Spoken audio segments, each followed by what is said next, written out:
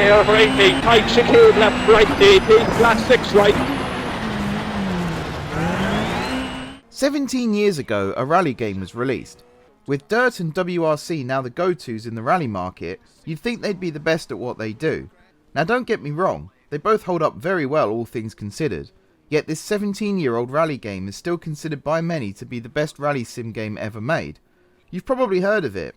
It has the name of a famous rally driver in its name after all. That's right, you knew it all along. The game I'm talking about is Colin McRae. Oh wait, no, I had you all going there, didn't I? No, I'm actually talking about Richard Burns' rally.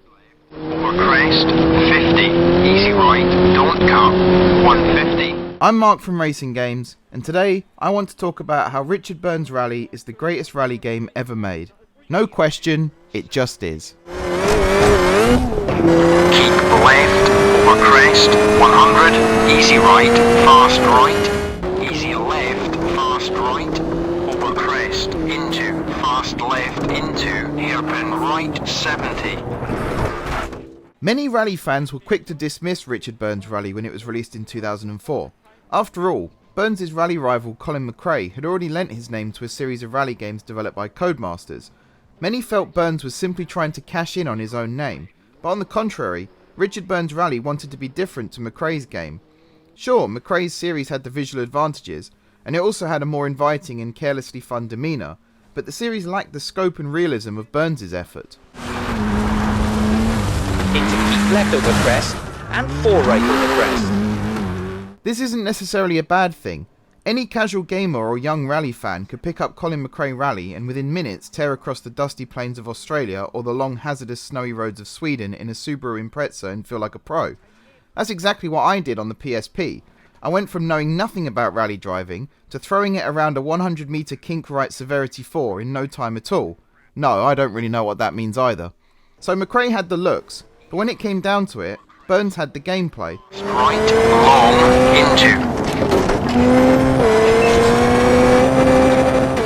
Cut, easy right, easy left, into, caution, easy right, 30. Older rally fans will remember Burns for his smooth and methodical style of driving. He was the polar opposite of his Scottish rival, and his game reflects this. Whilst McRae's game was the gateway to rally games, Burns had the more hardcore sim. Realism was the name of the game, with an advanced physics engine that allowed you to shift the weight of the car during cornering to slide the car, especially on gravelly surfaces. The way the car moves and feels is so natural and flowing. It's the closest you could get at the time to rallying without strapping yourself into an actual rally car and going for a spin. Playing the game, you learn to appreciate how real drivers balance the car with the throttle and the brake, find better lines into corners, and adapt to ever-changing conditions. Fast left, don't cut, 100. The risk here is also higher. Unlike many other rally games, you have to actually listen to your navigator's pace notes.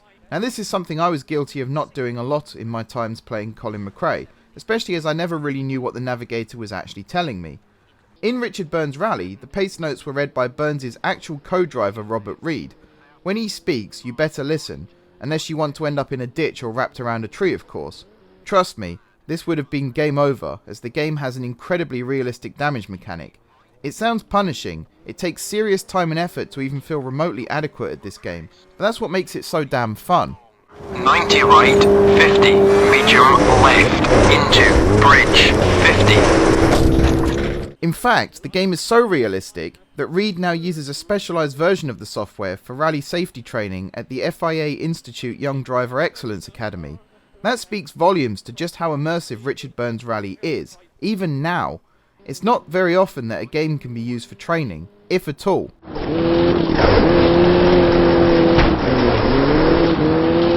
crest, 30, easy right, 200.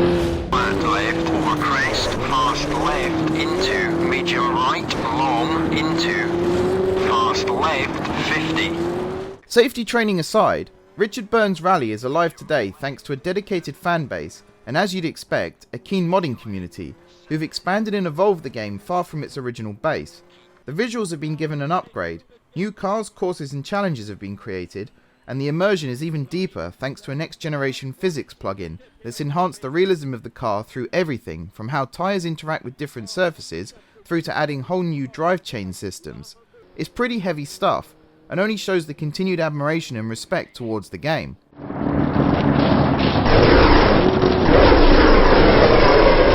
One of the biggest tests in gaming is how a game holds up over time. Some games fall by the wayside, either because the graphics or gameplay become outdated, or in the worst case scenario, both become outdated. However, if a game is so loved by its community, it's possible to keep a game ticking over. The Richard Burns Rally community have worked hard to keep the game in good shape. You only need to go as far as the Sim Rally subreddit to see the extent of the community's enthusiasm for the game. They'll be modding this game until the end of time, and that's why, for the time being anyway, it remains the greatest of all time of all rally simulators. Fast left. Caution, into bridge 70. Fast left 30. Long right left open and the tightens. Before the minus, long over 10, watch line on the right, long about 80. Sadly, Richard Burns passed away in 2005, just a year after the game with his name was released. At the time of his death, the game was struggling to find its audience. A GameCube port was cancelled due to the lukewarm reception the game received in Europe, and it seemed as though McRae was winning the rally game battle. These days, however, the tide has shifted, partially thanks to the incredible modding community continuing to breathe life into the game, but mostly because the game has aged like a fine wine, with more and more people coming to realise just how solid it actually is. Flat right 100. It's a shame neither of these rally icons are still with us today, but thankfully their legacy lives on in their respective games. Like I said earlier, McRae is the perfect entry-level game.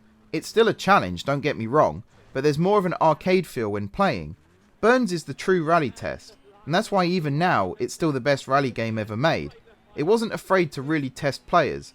Dirt and WRC are fine as they are, but they do still try to cater to all levels of ability. More could be done to make this genre more accessible, and we made a video on that not so long ago. But Burns never tries to welcome newcomers. Instead, it punishes even the most seasoned rally pros, and that's what makes it the best. Okay.